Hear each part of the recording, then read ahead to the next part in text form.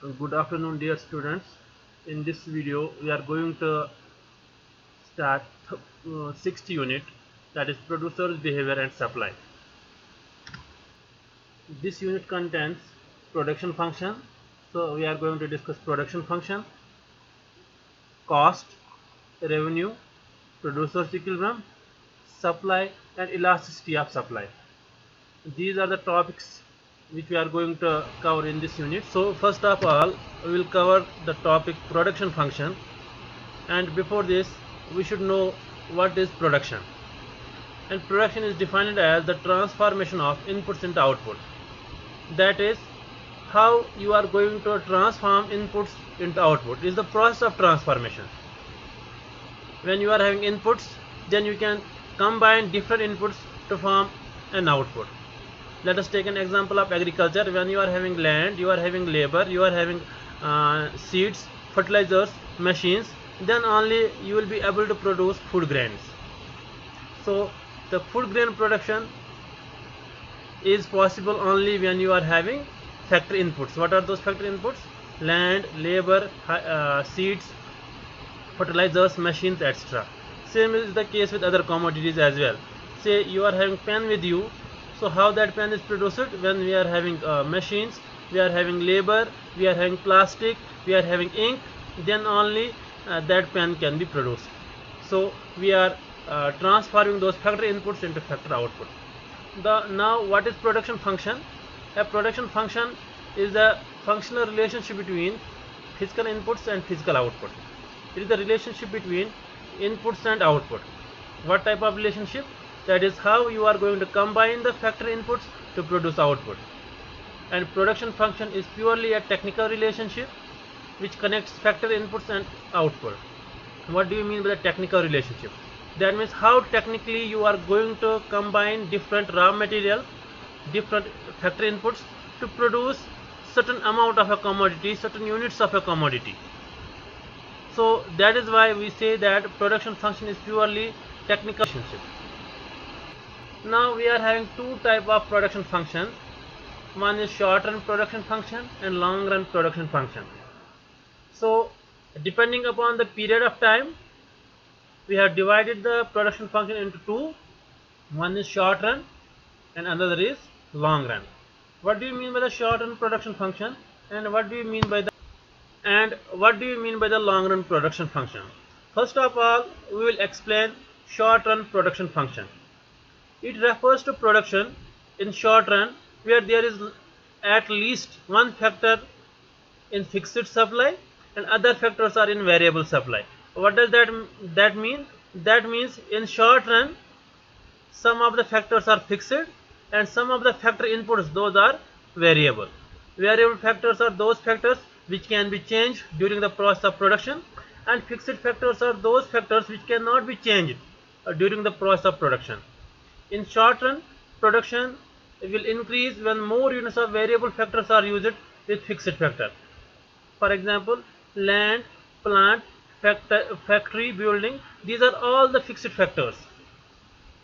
So when you combine variable factor with the fixed factor, then you can produce output. And in short run, labor is the only variable factor. Remember this thing. In short run, labor is the only variable factor, and if you want to increase the production, you can increase the production by increasing labor force only. You can see on your screen that qx is output, is function of L and K. L is labor and K is capital. And you can see that K bar, K is fixed, capital is fixed. You cannot change capital, you cannot change land, you cannot change say you cannot increase the buildings, you cannot increase the say land here. So fixed factors you cannot change, and the only variable factor is labor.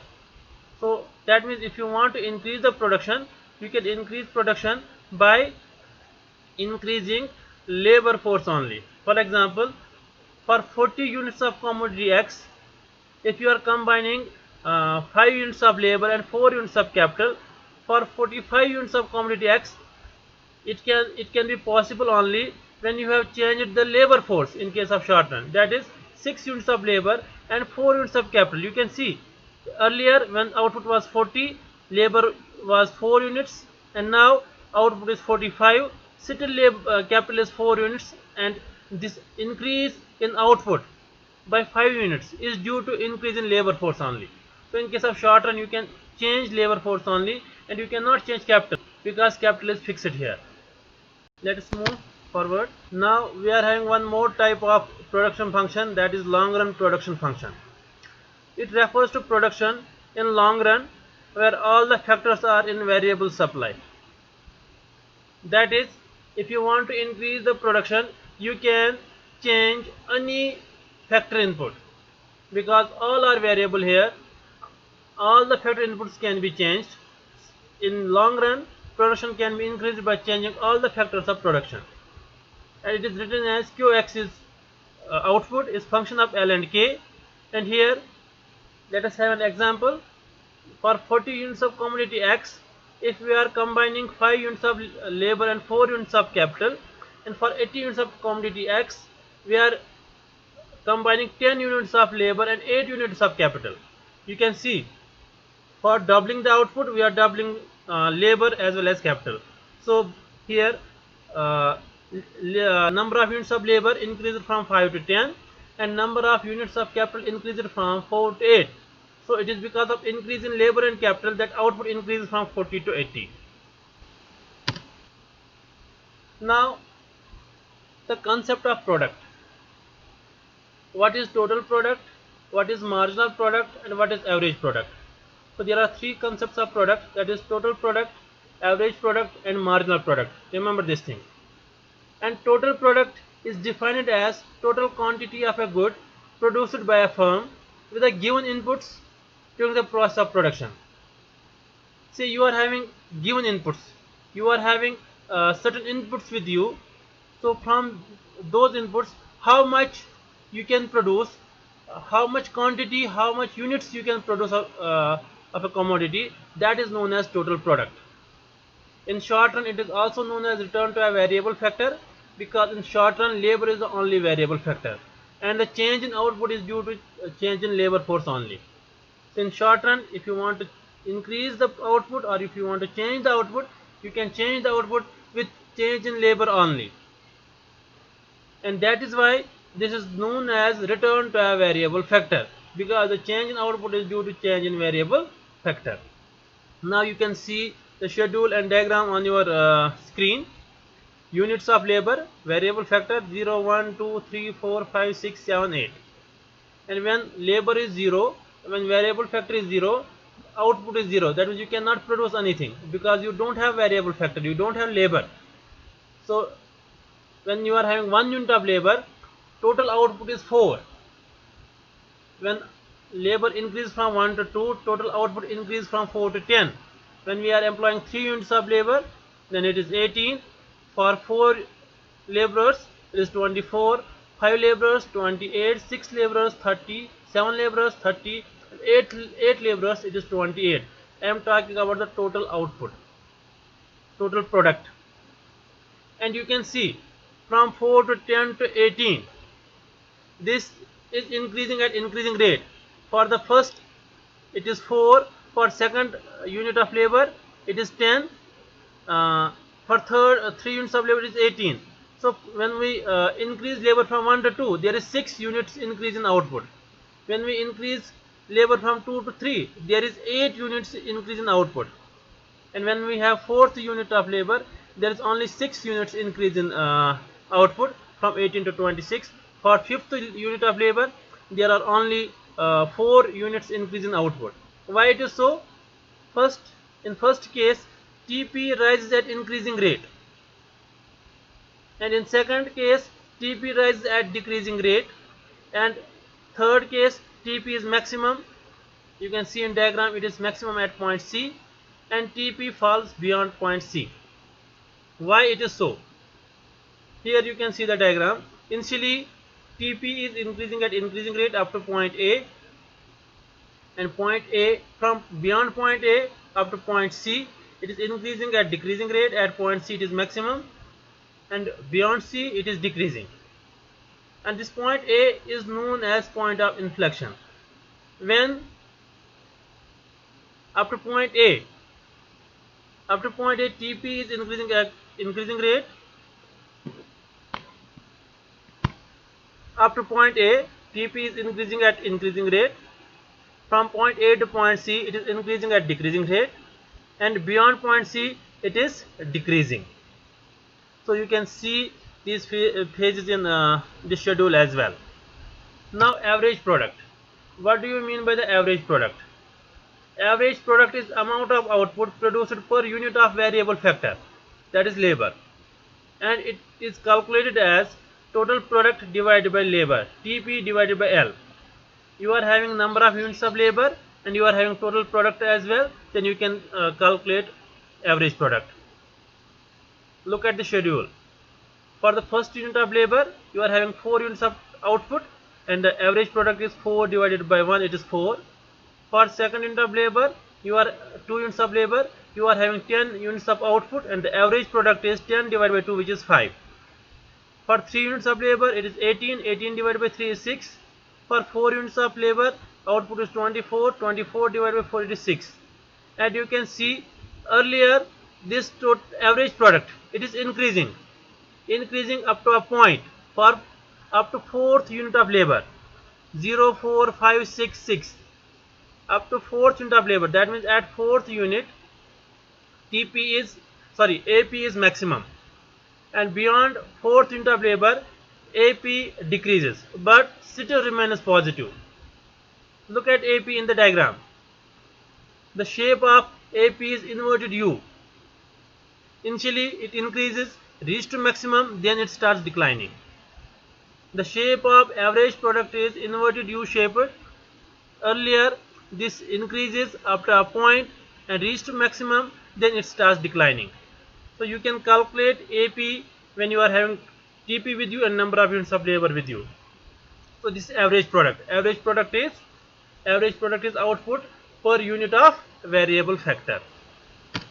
Now we are having one more, that is marginal product. As I already told you, when we talk about the marginal stands for additional unit. So it is defined as the change in total product resulting from the employment of an additional unit of a variable factor, and the variable factor here is labor.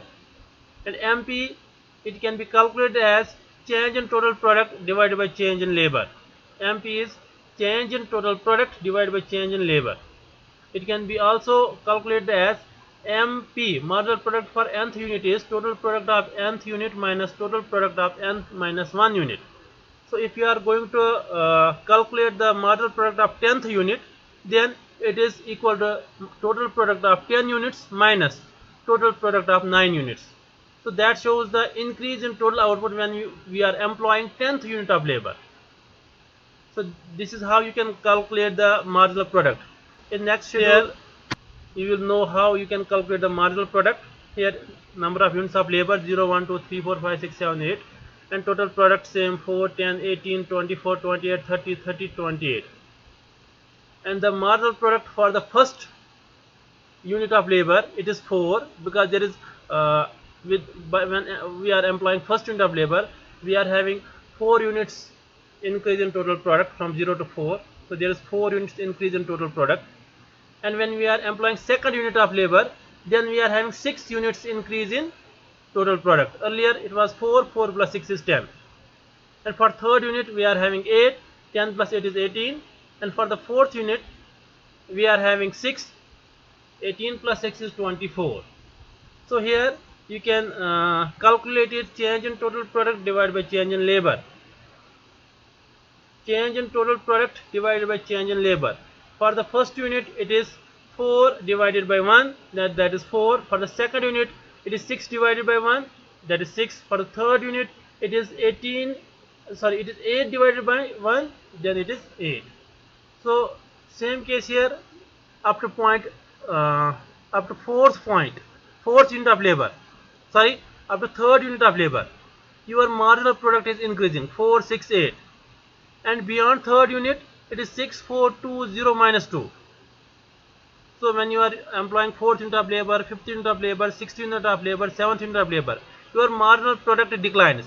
There are reasons behind that. We are going to explain those reasons as well in next video. But here the reason is that you are employing variable factors with you are combining variable factors with fixed factor. That is the reason that this marginal product is declining beyond point beyond a point. That is when you are employing more than 3 units of labor, 4, 5, 6, 7. The marginal product for every additional unit of labor declines. Let's move forward. I hope you might have understood this topic, and if you are having any doubt, please give me a call, or you can ask questions on WhatsApp as well. Anytime, anywhere you can give me a call, and I will make it sure that the doubts will be cleared. Thank you very much.